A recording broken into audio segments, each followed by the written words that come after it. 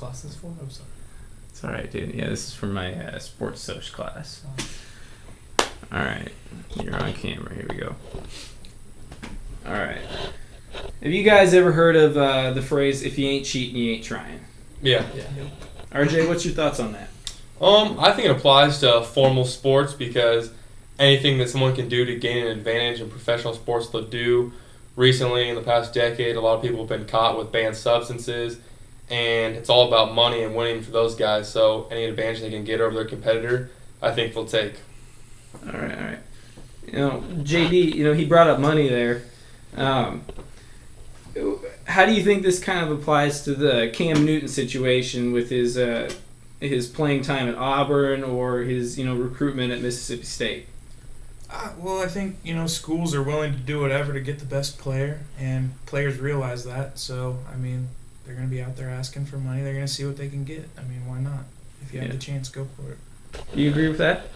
Yeah, I definitely agree with that. It's just everyone wants to get their money out of what their abilities are, and I mean, that even brings up the issue of maybe college students getting paid for playing when they're not getting paid enough for what they do, and so just the fact that they were trying to get a little more money for his services, I don't think it's that big of a deal, but it happens. Yeah. So would you think that for people that apply this mentality to sports, they're more or less looking for the greater good of themselves, not necessarily for their team or the people that are involved around them? Yeah, I think in the Cam Newton situation, he's looking out, or his family was, someone was for him specifically. Yeah. But I think in cheating in general sports, I think it can be for the team. If it's depending on how serious of a cheat, I guess, or infraction. Yeah. JD, you're real quick. Do you think this applies to more of the poor demographics of America, or all encompassing? I mean, it probably more affects the poor demographics of sports because they don't have the money. Whereas if you had someone that came from a rich family, it's really not anything you need to worry about because it's taken care of already. Yeah. So RJ, this is kind of a question for you too.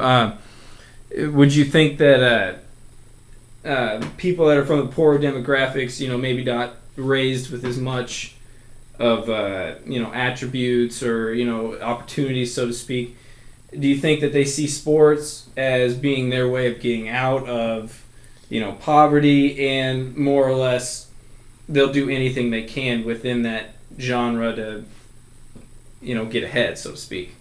A lot of times that is a way for those people to get out of the area they grew up. A lot of professional athletes, they didn't come from a lot, and even a lot of college athletes getting a scholarship. Athletics pay for their school, and that's a way for them to get an education, and it's just a way for them to make a living for themselves if they're not gifted academically. Sometimes sports is the way for them to go. Okay, yeah, this is obviously all very, opinionated, but you brought up substance abuse earlier, or HGH, or steroids, that kind of thing.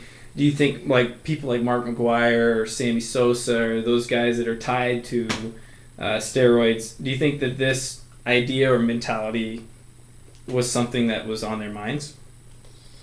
I'm sure. They were in the home run race, and obviously I think that was because of the substance abuse that they'd taken, and obviously that was on their mind. They wanted to be better, hit more home runs, and just overall greater performance than the other athletes, and it did show that it did give them that advantage. Okay. JD, last question for you. Overall, do you think that athletes in general are more or less looking forward to pleasing the people that are in authority, such as those who are team owners, share owners, or stadium owners, that kind of thing? Or do you think they're more or less looking out for themselves? It's more about yourself. You play the sport for yourself, not for some owner in a nice suit. Anyone who plays a sport, they want to win. It's all about that competitive edge. That's why we play. Okay. And last question here. Do you feel that, that mentality is kind of carried out through everything, or just sports in general? It's probably, I'd say in our culture, we're becoming more and more, it's just about the individual, less about the whole group as even if your business, people just go to work, they do work, and then they go home. They don't try to bring it home. They're not quite as involved as maybe they used to be with their jobs, with their careers, like with that business. They're not tied down. They consider themselves kind of like a independent. I don't know what it would be, kind of like the athletes, but it's carrying over into the business world, everything. So I definitely think it's everywhere. All right, thanks, guys.